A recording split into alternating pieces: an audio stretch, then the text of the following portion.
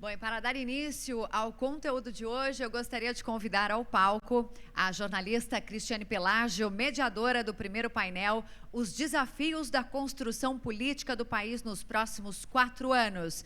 Cristiane Pelágio, seja bem-vinda ao Fórum Esfera Brasil. Obrigada. Muito obrigada, boa tarde a todos vocês. É um prazer gigantesco estar aqui hoje, nesse primeiro Fórum Esfera Brasil, que eu tenho certeza absoluta que vai ser um sucesso, a gente vai acompanhar debates que serão muito enriquecedores para todos nós e também, como diz aqui, né, apontar desafios futuros e pensar em soluções. É exatamente o que vamos fazer ao longo desses 2 dias. Estou me sentindo de verdade muito privilegiada de poder mediar alguns desses debates. Tenho certeza absoluta mesmo que será incrível. Então, vamos para o nosso primeiro debate, abrindo aqui nossos trabalhos, nosso primeiro painel, o tema: os desafios da construção política do país nos próximos 4 anos. Tenho o prazer de chamar aqui ao palco Renata Abreu, deputada federal por São Paulo e presidente nacional do Podemos. Seja bem-vinda. Obrigada pela sua participação. Também Gilberto Kassab, ex-prefeito de São Paulo, ex-ministro das Cidades e presidente nacional do PSD. Seja muito bem-vindo, obrigado pela presença. Paulo Câmara, vice-presidente nacional do PSB e governador de Pernambuco. Ele estará online com a gente. Vamos colocá-lo aqui, uma salva de palmas para o Paulo. Já já ele aparece, já já. Ele já está online, daqui a pouquinho a gente pluga aqui para ele participar com a gente desse debate. Também fará parte desse painel Márcio Macedo, do PT, deputado federal por Sergipe, vice-presidente nacional do PT. Ele está a caminho, chegando daqui a 3 minutos, mas já queria, claro, anunciá-lo aqui. Em breve ele se junta a nós. Vamos começar, então. Muito obrigada. Prazer gigantesco ter vocês aqui com a gente. A primeira pergunta que eu vou fazer, eu gostaria que todos vocês respondessem. Vamos começar pela Renata, né? Ladies first, começando com as mulheres, é óbvio. Que é o seguinte, nesse nosso painel, nossa ideia é exatamente debater essa questão política nos próximos 4 anos. A gente sabe muito bem que, nesse momento, a gente consegue identificar 2 grandes núcleos de poder no governo eleito, nessa equipe de transição. É evidente que, para a governabilidade do Brasil, é fundamental que haja coalizões, que haja também alianças. De que forma esses 2 grandes núcleos que pensam diferente, que têm ideias divergentes, podem conversar para encontrar um denominador comum? Eu acho que está ligado. Está ligado.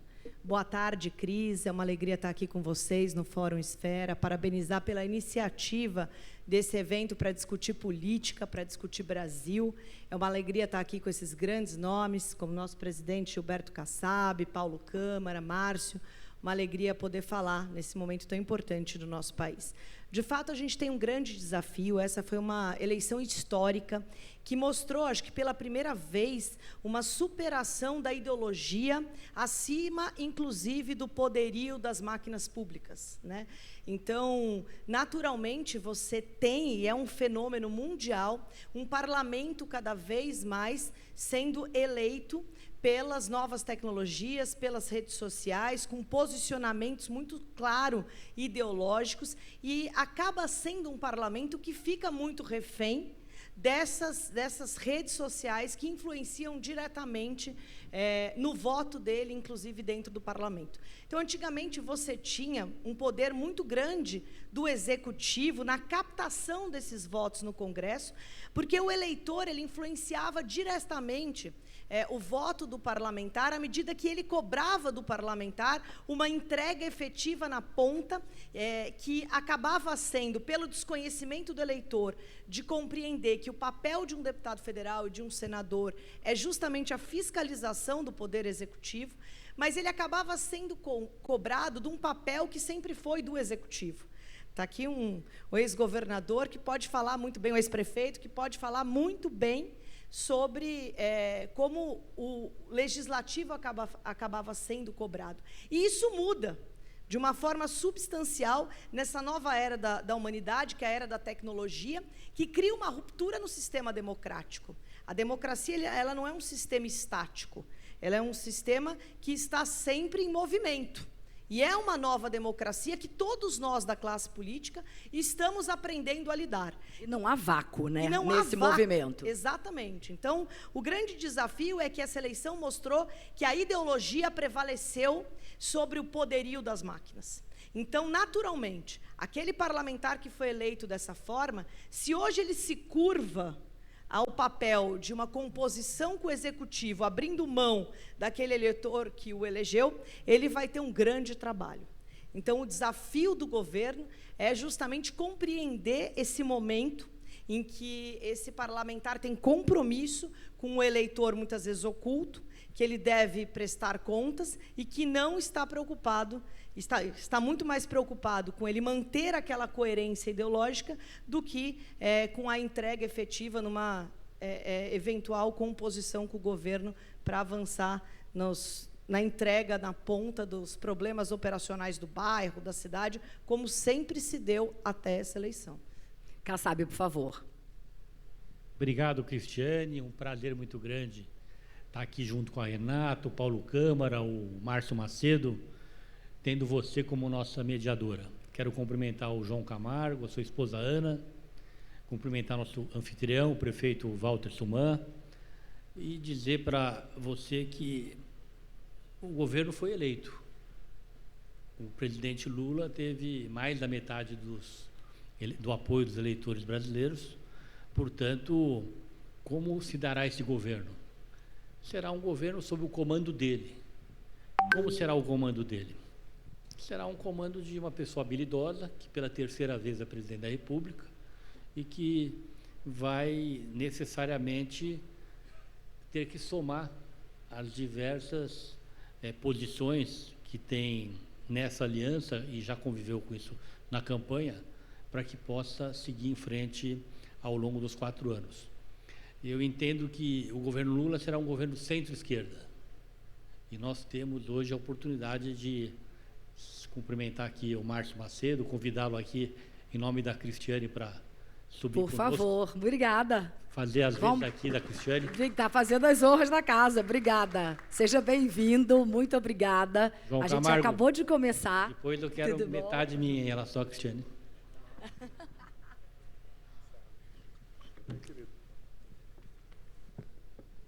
Agora sim, estamos com o nosso painel completo. Então, uma série de partidos que compõem a aliança compuseram no primeiro turno, depois no segundo turno, que eu entendo levará o governo Lula a ser um governo de centro-esquerda.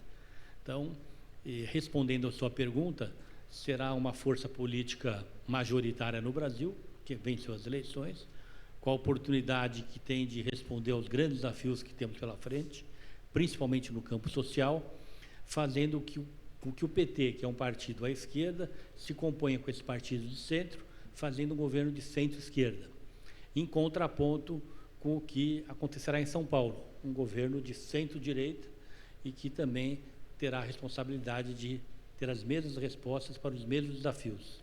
Então, de uma maneira resumida, o Lula terá a oportunidade de somar o Brasil, que possa fazer um governo de união nacional, que possa, através desse governo de centro-esquerda, encontrar respaldo para aprovar os bons projetos que o Brasil precisa e, dessa maneira, todos juntos, podemos construir um Brasil melhor.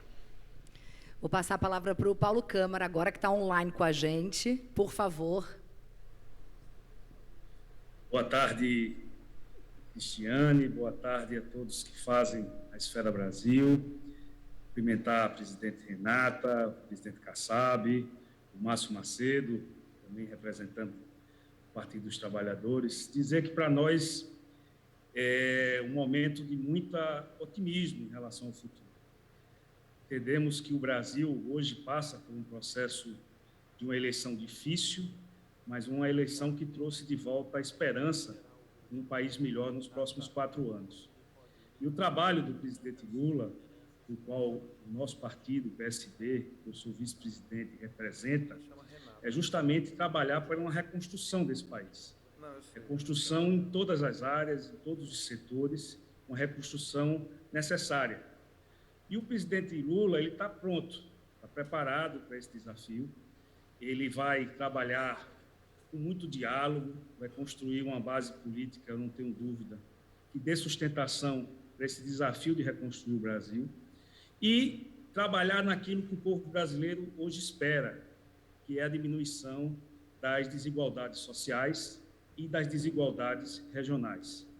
Eu tenho uma expectativa de que o Brasil possa voltar a ser governado com previsibilidade, com segurança jurídica e, principalmente, que o Brasil possa ser governado com um planejamento que ultrapasse um governo. Temos visto em muitos governos um olhar apenas por curto prazo. E se precisa pensar esse Brasil no médio e longo prazo também. E isso é um dos desafios necessários para o futuro, que eu não tenho dúvida que vão ser trilhados. E nós vamos estar dentro da participação do governo do presidente Lula, buscando justamente isso, ter uma base política, reforçar o diálogo e resolver os problemas nacionais com muita transparência, com muita democracia e, acima de tudo, com muita vontade e determinação de fazer aquilo que seja importante para o futuro desse país. Márcio Macedo, vou passar agora para você também. A gente estava falando exatamente sobre essa questão dos dois grandes núcleos de poder que a gente consegue observar no governo eleito, nessa equipe de transição, e sabemos muito bem que é imperioso, imperativo para a governabilidade do nosso país que haja alianças, que haja coalizões. De que forma esses dois grandes núcleos, que são divergentes, que têm opiniões diferentes, podem chegar a um denominador comum? Boa tarde a todos e a todas. Quero cumprimentar a Cristiane, cumprimentar a Renata, cumprimentar meu querido amigo Kassab, abraçar o governador Paulo Câmara, dizer da alegria de estar com vocês aqui. Cheguei um pouquinho atrasado, porque a gente ainda está na fase de fechamento da prestação de contas, como manda a legislação, então estava ainda trabalhando hoje pela manhã e cheguei, mas deu tempo de chegar aqui nesse evento. Eu quero cumprimentar João, Camila, todos que fazem a Esfera, e dizer que esse é um evento muito importante, num momento muito significativo do país, né? Nós estamos muito esperançosos do que poderá acontecer. Nós viemos de um embate eleitoral muito difícil, muito delicado, mas acho que a maioria significativa do povo brasileiro deu sinal do que gostaria que fosse o país, e a eleição passou, agora é o momento de unificar o Brasil. Temos que olhar para frente, unificar o país, estabelecer um processo que possa colocar na pauta, retirar mais uma vez o país do mapa da fome, poder gerar desenvolvimento, renda, para aquecer a economia, para que o país possa voltar a crescer, voltar a gerar emprego, voltar a gerar renda, e que os diversos setores que compõem a sociedade possam serem bem-sucedidos, ser um processo de ganha-ganha, como foram os 8 anos do governo do presidente Lula. Então, nós estamos partindo de uma experiência que nós já conhecemos como vai ser. Não tem surpresas, como ele falou durante o processo da campanha, tem previsibilidade, estabilidade, e as pessoas sabem o que é que vai acontecer. Eu acho que esse é um momento de muita maturidade política do país. O bloco político saiu vitorioso, unificou diversas matrizes ideológicas, mas que tem um compromisso central com a democracia brasileira e com o crescimento do nosso país. Juntou diferentes para vencer antagônicos, como diria Paulo Freire. Foi um processo de unificação da democracia brasileira para que o país possa retomar o seu crescimento e que os equipamentos democráticos do Brasil possam serem fortalecidos. Então, é com esse sentimento que nós estamos aqui, com a esperança de fortalecer a democracia brasileira, de unificar o país, de juntar esses diferentes, como eu falei aqui, para que a gente possa gerar emprego, gerar renda e o país poder voltar a crescer e ter responsabilidade para com seus filhos. Então, nós estamos muito, muito otimistas, e é muito bom estar ao lado dos 10 partidos que tiveram conosco no processo eleitoral, no primeiro e no segundo, os que vieram depois no segundo turno, e os que vieram depois agora para ajudar na governabilidade. Então, é um momento de unidade nacional. Nós temos que virar essa página de tanta disputa, muitas vezes sem conteúdo e sem sanidade, para uma construção nacional. É um momento de reconstrução do nosso país. E é com esse sentimento que nós estamos chegando, de incluir todos que querem acabar com a fome, que querem gerar emprego, gerar renda e botar o Brasil para crescer novamente. Esse é o sentimento. Antes de eu fazer a próxima pergunta para vocês, queria só lembrar aqui a todos que estão presentes que vocês podem e devem participar desse nosso debate. Vamos colocar, está aqui já, né, o QR Code. É só vocês virarem o celular para o QR Code, automaticamente vocês já vão entrar lá e conseguir mandar as perguntas. Eu tenho uma série de perguntas para eles, poderia ficar aqui o dia inteiro, mas claro que é sempre muito importante que vocês participem também. Então, eu aguardo a pergunta de vocês enquanto eu vou em frente aqui com eles. Vamos falar agora de orçamento secreto. O presidente eleito já disse que gostaria de acabar com as emendas de relator. O presidente da Câmara, Arthur Lira, disse que é uma prerrogativa do Congresso, disse que retroceder seria algo errado. Então, minha pergunta é bem direta. A gente sabe muito bem que, nesse momento, a principal moeda de troca de Congresso com o Executivo é o orçamento secreto. Ele vai acabar ou não? E, caso ele seja extinto, como o governo vai fazer para conseguir conversar, dialogar e negociar com o Congresso? Pode começar. Na verdade, na minha opinião, o orçamento secreto ele sempre existiu. Era chamado PLN 2, que era um orçamento discricionário do governo e que ficava naturalmente concentrado nos ministérios. Então, a política de governabilidade ela se dava pelo orçamento, mas vinculada a cada ministério. Então, naturalmente, como a construção da governabilidade, os ministérios eram designados muitas vezes aos partidos políticos, então aquele partido gerenciava a governabilidade com aquele orçamento discricionário do PLN 2.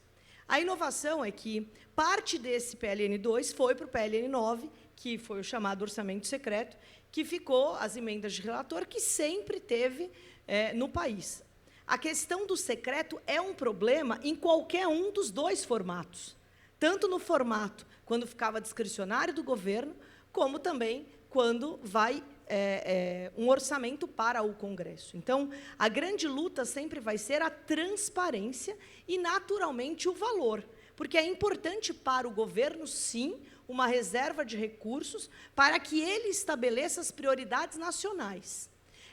Ter um orçamento reservado ao Congresso, na minha opinião, não é de todo ruim, porque garante uma independência do Congresso, e esse é o papel do Congresso, ser um agente fiscalizador do Executivo. Naturalmente, quando um legislativo depende do Executivo para entregar para as suas bases melhorias, projetos, benfeitorias, naturalmente você tem uma sobreposição do Executivo e você perde um pouco o papel do legislador. Então, você ter uma emenda impositiva que nasce, que já existia, e agora um orçamento em que o deputado, o parlamentar, o senador, que é quem está mais próximo da base, possa indicar as prioridades do orçamento é positivo. O que é negativo é essa distribuição ser desigualitária, beneficiando somente alguns parlamentares com maior influência, fazendo o que aconteceu no Brasil, estados pequenos como o Amapá, mas por ter um representante de grande ponta, levar um orçamento muito superior ao estado de São Paulo, isso é um problema, e também a falta de transparência. Então, garantindo a transparência, garantindo um orçamento razoável e justo para o tamanho do Congresso, é algo que beneficia a todos, porque as prioridades das cidades, das regiões, terão garantido o seu orçamento e, ao mesmo tempo, garantirão ao deputado e ao Congresso a independência necessária para fazer o que é o seu devido papel, que é fiscalizar o Poder Executivo, quer ele quem seja, independente de qual posição ideológica ele esteja. Então, essa é a minha opinião.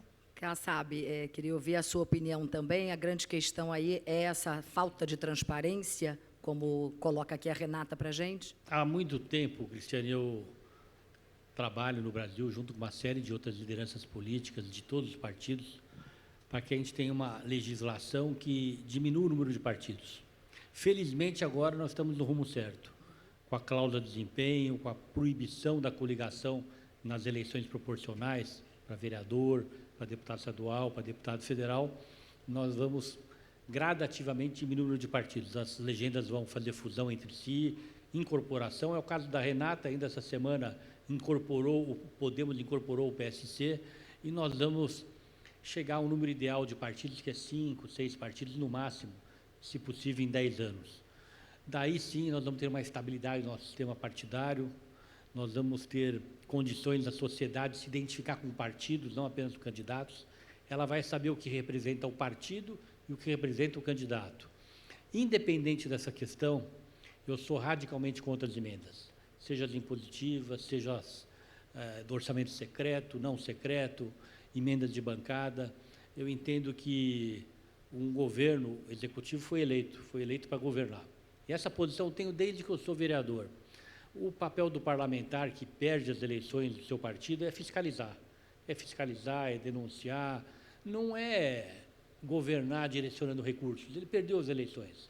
E o parlamentar cujo partido venceu as eleições, ele procura o seu governo e propõe, poderá ser atendido ou não, ele ganhou as eleições. Eu acho que nós estamos desvirtuando, empobrecendo a nossa atuação parlamentar.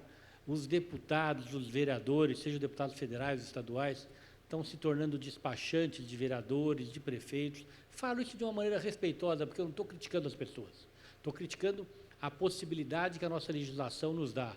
Eu acho que isso precisa ser mudado para que a gente possa recuperar a credibilidade da classe política junto à sociedade. Eu acho que isso é muito importante. Eu sou presidente de um partido, os parlamentares do meu partido, eles se valem dessas emendas porque elas existem, mas eu estou entre aqueles que defendem, mas com muito rigor, que a gente acabe com qualquer emenda, para que a gente tenha parlamentares defendendo ideias, defendendo programas, defendendo governos, e do outro lado parlamentares criticando, denunciando, fiscalizando. Nós vamos ter um Brasil, um país bem melhor, partidos bem melhores e parlamentares bem melhores. Governador Paulo Câmara. Bom, é um tema realmente muito polêmico e que nos preocupa como gestor público, como cidadão. Primeiro, a questão do orçamento secreto, o seu próprio nome, secreto, a pouca transparência que é dada à destinação desses recursos, é um ponto crucial no processo. O orçamento público ele é feito justamente para que seja colocado muito claramente quais são as prioridades que o governo federal tem e quanto vai gastar em qualquer área. Então, essa ausência de transparência desses recursos já é um dificultador muito grande para todos os tipos de controle e, acima de tudo, o controle social que precisa ser inserido nesse Brasil de forma muito plena, a população podendo acompanhar de maneira efetiva a utilização dos recursos. O segundo ponto foi bem colocado aí pela presidente Podemos, a Renata, que é a relação da discricionariedade. Esse orçamento secreto ele é dado para algumas pessoas em detrimento a outras. E isso também é um aspecto público e não ter critério de distribuição, por que deputado A ou senador B tenha direito a esses recursos, isso também é um complicador muito grande esse processo. E um terceiro ponto que eu acho muito complicado de toda a estruturação que hoje é feita é porque é muito dinheiro num país onde falta muita coisa, principalmente investimentos, que é aplicado todo ano de forma pulverizada. Não há um projeto estruturador para as regiões brasileiras que busquem, com esses recursos, diminuir desigualdades sociais, diminuir diferenças regionais. Ou seja, a gente vê sendo aplicado desse orçamento secreto muito dinheiro para pavimentar ruas.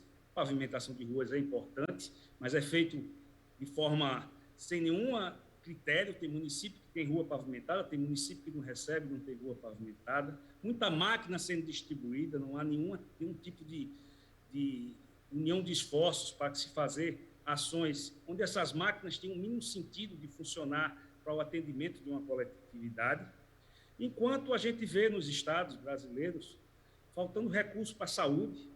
Os estados brasileiros estão cada vez mais gastando recursos da saúde, em saúde, recursos próprios, e o SUS hoje é totalmente subfinanciado. Então, temos um problema na saúde, temos problema, no caso da região Nordeste, de distribuição de água, e esses recursos do orçamento secreto podiam estar sendo utilizados para resolver a questão da distribuição de água nos estados onde faltam, principalmente os estados nordestinos. Obras estruturadoras em si, obras que tenham um olhar médio para o longo prazo, para o desenvolvimento de regiões. Então, o orçamento secreto, ele peca justamente nisso. Primeiro, que não tem transparência. Segundo, que é aplicado de forma discricionária, não tem um critério de aplicação. E terceiro, que não tem um olhar estruturador. São recursos distribuídos de forma pulverizada entre vários municípios, e isso termina não alimentando valor, dando estruturações que sejam importantes para o futuro dos estados e dos municípios. Deputado, por favor. Olha, eu tenho uma posição conceitualmente contrária ao orçamento secreto. Eu estive deputado quando não tinha emendas impositivas e estou deputado quando tem emendas impositivas e tem orçamento secreto. Eu acabei de indicar as emendas que me são por lei de direito e não entrei no orçamento secreto porque eu tenho uma posição contrária a ele, porque eu acho que constitucionalmente o orçamento é uma responsabilidade do Poder Executivo e o orçamento secreto é um sequestro dessa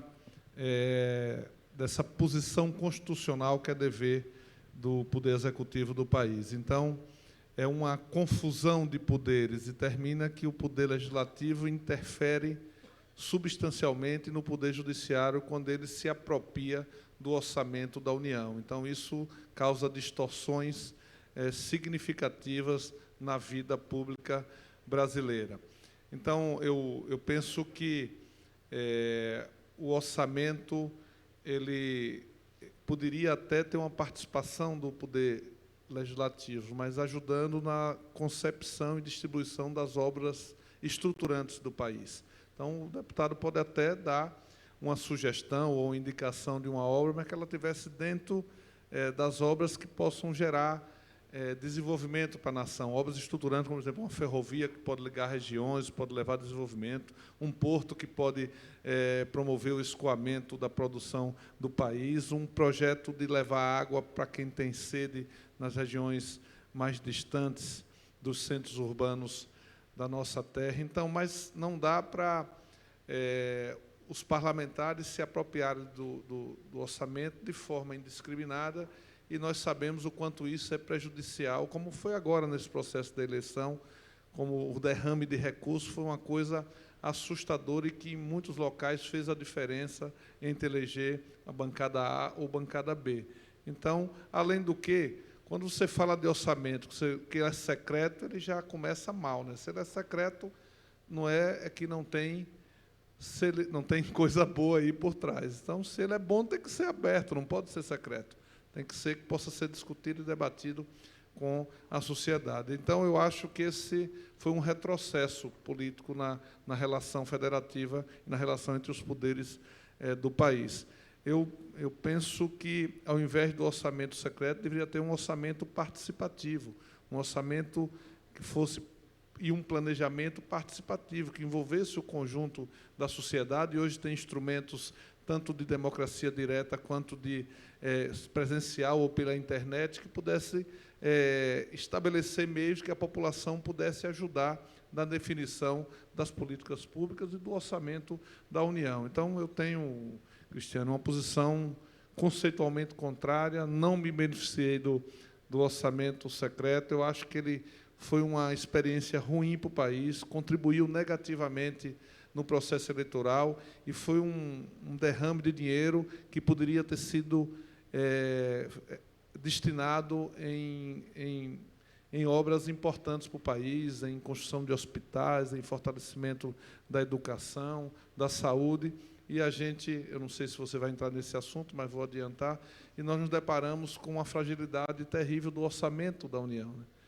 O orçamento que deveria ser agora é um orçamento fictício, que nós estamos agora tendo que discutir uma PEC antes do governo entrar. O governo eleito, que não entrou ainda, não tem os instrumentos objetivos da gestão e já tem que se antecipar para discutir um orçamento, porque o orçamento está completamente fictício, não tem condição nenhuma de enfrentar o ano de 2023. E talvez uma das consequências tenha sido a destinação de recursos para o orçamento secreto, nesse que deixou o país completamente desguarnecido, digamos assim, do ponto de vista orçamentário e financeiro para enfrentar o ano de 2023. Vamos falar de PEC da transição, então. Queria saber como é que os partidos de vocês vão se posicionar em relação à PEC da transição, como é que vai ser a negociação com o governo Lula? Vai começar sempre por mim, né? Por favor, depois eu... Então, vamos começar. Quer trocar? A gente troca. Então. Vamos começar pelo governador ou com o Kassab? Vamos com o Kassab. Obrigado, Cristiane.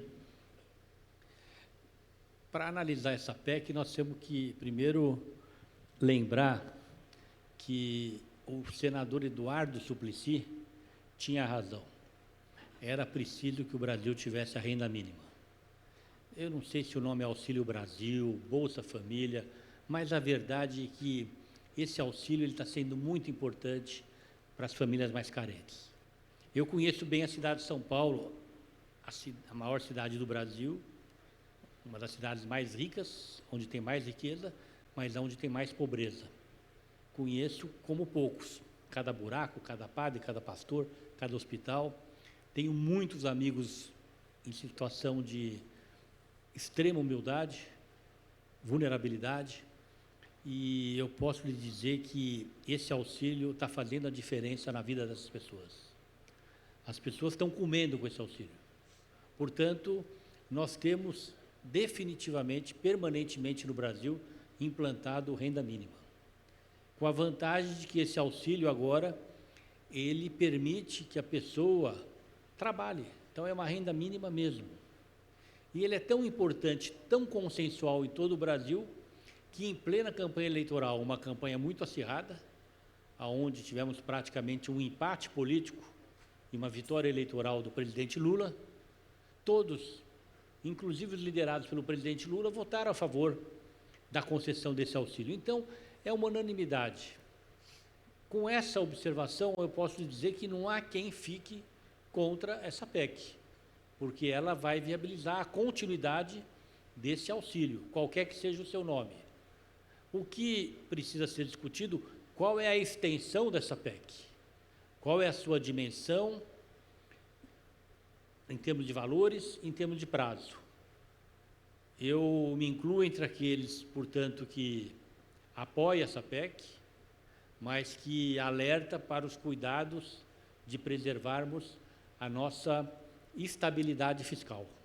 Porque de nada adianta darmos algo que, num primeiro momento, é significativo, se você, do ponto de vista fiscal, em relação à nossa economia, traz como consequência uma desorganização da economia, um desequilíbrio fiscal, juros altos, inflação de volta. Em 2 meses, esse auxílio não vale mais nada. Responsabilidade fiscal tem que andar de mão dadas com responsabilidade social, não tem jeito, né? O Congresso vai precisar, junto com o presidente Lula, que foi eleito presidente, encontrar o ponto de equilíbrio.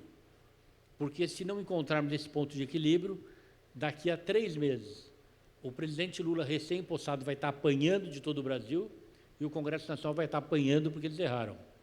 E equilíbrio fiscal não se recupera de uma hora para outra. Eu não voto, não sou parlamentar, mas o que tenho dito para os parlamentares que me procuram, vamos encontrar o ponto de equilíbrio. Sou a favor da PEC, que se define esse ponto de equilíbrio. Deputado, vou passar para o senhor, então. Eu também sou um daqueles que acredito que a responsabilidade fiscal e a responsabilidade social têm que andar de mãos dadas. E posso falar isso a partir do lugar de fala que o presidente Lula foi 8 anos presidente da República e cumpriu todos os anos superávit primário, responsabilidade fiscal, controlou a inflação e deixou uma reserva que hoje ajuda a sustentar o país. Então, eu acho uma falsa polêmica, às vezes, está se acirrando em relação ao que tem que ser investimento na área social e na responsabilidade fiscal que tem que ter. Então, acho que é possível fazer as duas coisas.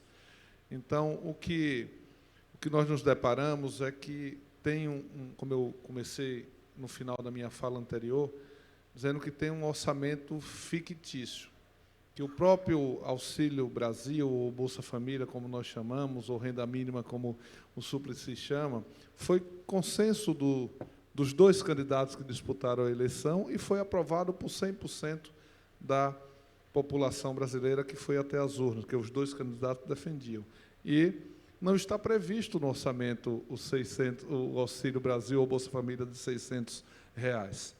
Então, foi um estelionato eleitoral daquele que defendeu e que não botou no orçamento para o próximo ano. Então, nós não temos no orçamento nem o auxílio de R$600, muito menos o Bolsa Família de R$600, mais 150 para cada criança da família com até 6 anos de idade. Não está previsto farmácia popular, não está previsto os investimentos na merenda escolar da educação. Então, é um orçamento que está, já antes dele ser aprovado, ele já está insuficiente para os desafios de 2023. Então, o que é que essa PEC ela vem nesse sentido? Ela é um instrumento que privilegia a política, como tem que ser, sabe, né? O Congresso Nacional, que dá segurança jurídica e que pode preparar o país para enfrentar o ano de 2023. Fazendo um paralelo, eu acho que é um ano muito delicado, talvez semelhante ao ano da pandemia. Então, tem que ter um orçamento de guerra que possa enfrentar as dificuldades que está por vir. Claro que com a responsabilidade que tem que ser. Eu estava achando engraçado as pessoas preocupadas com o teto de gastos, mas o governo Bolsonaro ele furou o teto de gastos ao longo dos 4 anos de mais de 800 bilhões. Só o ano passado, 2022, foi 172 bilhões que foram gastos além do teto de gastos. O que nós estamos propondo, juntamente com o conjunto dos partidos que estão construindo a governabilidade do futuro governo do presidente Lula, é que abram um espaço fiscal e retirem o Bolsa Família, porque aí é um gasto qualificado, é um gasto que ajuda a aquecer a economia, que leva a cidadania, que leva bem-estar para o povo mais pobre do nosso país, que bota o povo no orçamento e que é um gasto qualificado, não é uma gastança como foi as emendas secretas, por exemplo. Mas e com qual prazo o senhor defende isso? Eu vou chegar lá. Então, porque eu acho que isso é um tema muito importante, talvez seja a coisa mais importante que o país está vivendo hoje, que é o ajuste do orçamento para enfrentar o próximo ano. Então, como eu vinha dizendo, abra esse teto fiscal para o Bolsa Família, que possa ser implementado os R$600 mais os 150 para cada criança com 6 anos. E, óbvio, que isso abre teto para ter mais investimentos no país. Nós temos 3 compromissos que têm que ser colocados na pauta, no orçamento. Botar o povo no orçamento do Brasil, e aí está o pedido com o Bolsa Família, tratar dos serviços essenciais do país. As universidades, Cristiano, podem não encerrar o ano, não pode faltar papel higiênico, né? Os hospitais estão faltando seringa. É uma coisa assustadora o desmonte que está o MEC, que está o Ministério da Saúde. Então, os serviços essenciais têm que ser tratados. E os investimentos, no Minha Casa Minha Vida, a economia tem que girar. A construção civil é fundamental para a economia girar, para gerar emprego, para circular o dinheiro no país. Então, tem que ter compromisso com o povo no orçamento, os serviços essenciais do país e o país voltar a ter investimentos no agronegócio, investimento na construção civil, investimentos no pequeno, no microempreendedor brasileiro. Tem que gerar economia para enfrentar o problema do endividamento das pessoas que estão penduradas no SPC e no Serasa. Tem que começar a discutir para ter um salário mínimo com reajuste acima da inflação, para poder incluir as pessoas numa economia de mercado de massas. Então, tudo isso se faz a partir de uma peça orçamentária de investimentos. Então, é fundamental, eu acho que esse teto, são 175 bilhões, é menos do que o que Bolsonaro furou o teto sem nenhum compromisso. O nego não sabe onde foi. As emendas secretas foi um sumidouro de dinheiro que fora do teto. Então, o que nós estamos pedindo é abertura do teto fiscal para o Bolsa Família, então é um gasto qualificado, é um investimento, na verdade, e que isso possa dar espaço para outros investimentos no país de forma qualificada, sem gastança, com equilíbrio fiscal, com responsabilidade fiscal. Acho que um ano, como tem alguns propondo, é completamente inviável. É melhor não ter, é melhor a gente não fazer. Porque em abril já tem que mandar a LDO, então não tem como fazer isso. O que nós estamos propondo são 4 anos, para dar estabilidade à política. E isso é um processo que vai ser dialogado no Congresso Nacional, no Senado e na Câmara. Né? Se tem gente propondo 2 anos, tem gente propondo 3, tem gente propondo 1 ano, eu acho que isso vai ser um debate que aí tem que ser de forma transparente, da Câmara dos Deputados e do Senado com a sociedade brasileira. Não tem espaço para subterfúgio, nem tem espaço para pegadinha nesse momento do país. Tem que ser uma coisa com transparência. Eu acho que eu concordo com o Kassab, acho que não tem como ser contra a PEC do Bolsa Família, é ajustar o valor, é ajustar o tempo para que possa ser algo que seja compatível com os desafios que se apresentam para todos nós. Governador, por favor. Bom, Cristiana, eu concordo com o que o Márcio falou. O Brasil precisa de previsibilidade, precisa de estabilidade e precisa ter um olhar realmente para os 4 anos. E a implantação do Bolsa Família hoje é uma questão emergencial, tanto é que os 2 candidatos a presidente da República que foram ao segundo turno colocaram isso como plataforma de governo e a população brasileira aceita, concorda, acha fundamental e importante os R$600. E o que se está vendo agora, que se está negociando, é justamente uma condição de dar esse benefício, que é um benefício necessário e fundamental. O Brasil andou para trás nos últimos anos, aumentou-se as desigualdades sociais e regionais, e a reconstrução dá muito trabalho. Vamos precisar, efetivamente, dos 4 anos para que o Brasil possa ser reconstruído. E isso vai ter que ser feito com estabilidade, com previsibilidade, com o olhar, o controle das contas públicas, porque a volta da inflação e o desequilíbrio fiscal é danoso, principalmente para os mais pobres. Então, isso tem que ser olhado. Agora, o governo que está iniciando, está começando, o governo do presidente Lula, junto com o Geraldo Alckmin, ambos já deram provas, um como presidente da República, o outro como governador de São Paulo, 4 mandatos, que são responsáveis, que têm responsabilidade fiscal, mas que têm aquilo que hoje o Brasil também precisa, que é um olhar social para as desigualdades. E desigualdade se combate também com geração de emprego. É fundamental essa. Então, o Brasil vai precisar retomar os investimentos em tantas áreas que estão hoje totalmente abandonadas. Então, esse espaço fiscal que se abre com a PEC que vai ser votada pelo Congresso garante justamente o pagamento do Bolsa Família e uma abertura dentro do teto dos gastos para investimentos, para que se possa fazer esse processo de reconstrução dentro de um olhar e dentro de outras metas que vão ser colocadas e que já existem hoje no âmbito da Lei de Responsabilidade Fiscal e outros instrumentos legais. Então, é possível, sim, ter uma condição, se em 4 anos se ter um orçamento e se cumprir metas que façam bem ao Brasil, sem deixar de fazer o que precisa ser feito, que é, nesse olhar principal, termos fora do teto dos gastos o Bolsa Família, os R$600 e mais os 150 para os dependentes. Então, acredito que o novo governo tem total condição de fazer o Brasil voltar a crescer com investimentos públicos, respeitando os instrumentos legais, mas, acima de tudo, garantindo justiça social aos menos favorecidos. Renata. Que é consenso da importância da gente manter o auxílio emergencial para as famílias que precisam e que estão passando fome pós-pandemia. Mas, quando a gente fala de trabalhar uma responsabilidade social com uma responsabilidade fiscal, é importante a gente compreender também aonde a gente quer chegar.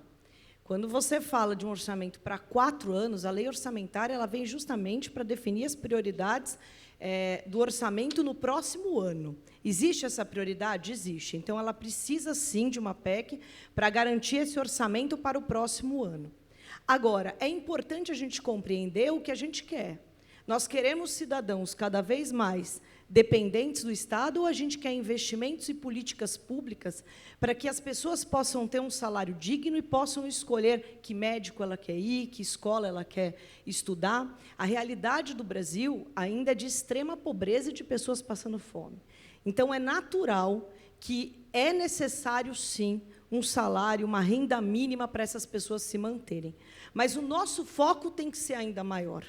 É dar dignidade para essas pessoas, para que elas não precisam da renda mínima. Hoje, a realidade, de fato, do país é de pessoas que recebem o auxílio e que negam o trabalho, porque, se ela tiver um emprego formal, ela deixa de receber o auxílio. E, acima de tudo, quando ele foi criado, lá no governo Fernando Henrique, ele tinha, sim, uma vinculação com a política educacional. E isso é importante porque é a educação que vai transformar o nosso país. Eu vou dar um exemplo. No mercado de tecnologia, você tem mais de 100 mil vagas em aberto para programadores. Uma política pública que forme os jovens da periferia para serem programadores vão dar a eles um emprego digno, para que eles possam, sim, se manter independente do apoio do Estado. Então, o que eu acredito é que a gente precisa, sim, resguardar um orçamento para o próximo ano de renda mínima. Tem brasileiro passando fome, isso não pode acontecer no nosso país. E, se continuar passando fome, sim, que no próximo orçamento também seja preservado um orçamento para a renda mínima, mas que a gente possa garantir investimentos para criar políticas públicas, para que um dia nenhum brasileiro dependa do Estado para se manter, para ter uma vida digna, que não dependa somente da saúde pública, mas que ele possa fazer as suas escolhas com independência. Esse é o meu posicionamento. Eu poderia ficar aqui a tarde inteira com vocês, de verdade, mas já me avisaram aqui que o nosso tempo acabou. Eu tenho um monte de perguntas que eu recebi da plateia, agradeço imensamente a participação de todos. Queria fazer um pedido em público para vocês. A gente pode encaminhar para os assessores de vocês para vocês responderem? Obrigada. Não dá para dizer não, né? Muito obrigada. Vamos só 1 minutinho ou 2 para cada um para os comentários finais. Isso eu acho que tudo bem, né? A gente estourar uns 5 minutinhos. Quem quer começar? O deputado quer começar? Posso começar. Eu quero agradecer o convite da Esfera para esse debate qualificadíssimo, com a presença sempre brilhante da Cristiane. Quero agradecer a Renata e ao Kassab e ao governador Paulo por terem comigo aqui dialogado sobre temas importantes para o país. Quero dizer que eu estou com muita esperança em um futuro muito promissor para o nosso povo, para a nossa gente. Então, que Deus nos abençoe, que a gente possa cumprir as promessas e os debates que foram feitos na campanha, que a gente possa fortalecer a democracia, que possa superar a intolerância, o ódio, a violência, o preconceito, e que o país volte a ser um país, como sempre foi, ordeiro, trabalhador, e que tem como princípio central da nossa convivência a paz. Que Deus nos abençoe e nos oriente nessa missão a todos nós, seja quem for para o governo, seja quem for militar no setor empresarial, seja quem está na sociedade civil, que possa ter uma grande concertação nacional e uma grande unidade nacional em defesa do Brasil. Da mesma maneira, cumprimentar o Grupo Esfera pela iniciativa, pelo encontro, pelos participantes que trouxe, abrilhantando e dando dimensão a esse encontro. Cumprimentar a Cristiane pela participação, os meus colegas, amigos, a Renata, o Márcio, o Paulo, que conosco dividiram essa mesa, e também dizer a vocês que continuam acreditando no Brasil, continuam acreditando nas nossas instituições, mais uma vez demonstraram que são sólidas, que estão presentes, e que a gente possa unir o Brasil, todos nós juntos, trabalhar para um Brasil melhor, cada um cumprindo com as suas responsabilidades, mas cada um fazendo com que, com o seu esforço, a gente possa trazer mais qualidade de vida, principalmente para os mais humildes. Num país que tem tantas carências, é fundamental que todos os nossos esforços, majoritariamente, estejam direcionados para essas pessoas. Isso acontecendo, nós vamos ter um Brasil muito melhor. Governador. Bom, agradecer, Cristiane, agradecer a todos que fazem a Esfera Brasil, cumprimentar mais uma vez os colegas Renata, o Gilberto Kassab e o Márcio, e dizer da importância de discussões como a que nós estamos fazendo hoje. O Brasil carece de se discutir muito, é um trabalho a ser feito. Eu considero os últimos 4 anos anos de muito retrocesso, então a gente tem que olhar agora para frente, unir o Brasil, discutir, ter capacidade de ouvir, ter capacidade de formular, ter capacidade de discutir verdades e caminhar para frente, olhar o que precisa ser feito, fazer de maneira efetiva, determinada e ter a condição de fortalecer cada vez mais a nossa democracia por busca de justiça social, por busca de paz, mais saúde para os brasileiros. Temos muito o que fazer em favor do Brasil, mas o Brasil já deu respostas importantes nessas eleições e eu espero que nos próximos 4 anos o presidente Lula possa fazer aquilo que a população confiou a ele, reconstruir esse Brasil, unir o país e que a gente tenha condições cada vez mais de discutir e de formular, como estamos formulando hoje no Fórum Esfera, sugestões para um Brasil melhor do futuro, um Brasil que una os brasileiros. Muito obrigado. Renata. Parabenizar o Fórum Esfera, você, Cris, pelo trabalho maravilhoso que exerce, aos amigos Paulo Câmara, Marcinho, Kassab, aqui presente. E eu penso exatamente igual a eles. A eleição acabou. Agora é o momento da gente olhar para frente, com respeito, com união, porque não é a ideologia que vai resolver os problemas do país. São atitudes e focar em soluções para os problemas do dia a dia. É darmos as mãos, é trabalharmos, de fato, com foco e compreendendo que o Brasil é muito maior que isso. Eu sei que o nosso país tem muitos problemas, tem, mas ele é o único que é nosso. E a gente não pode jamais desistir, jamais abaixar a cabeça. O Brasil é o país do futuro. E a gente precisa compreender que o futuro começa hoje, no dia de hoje, com a nossa união. O Brasil é um país que tem tudo para dar certo. Potencialidades econômicas de dar inveja para o mundo inteiro. Inteiro. Um país autossustentável. É difícil acreditar como um país com a riqueza que tem o Brasil não ser ainda um país de primeiro mundo. Então, nós temos que, cada vez mais, perder menos tempo brigando e mais tempo criando soluções, projetos, propostas que vão, de fato, fazer a diferença.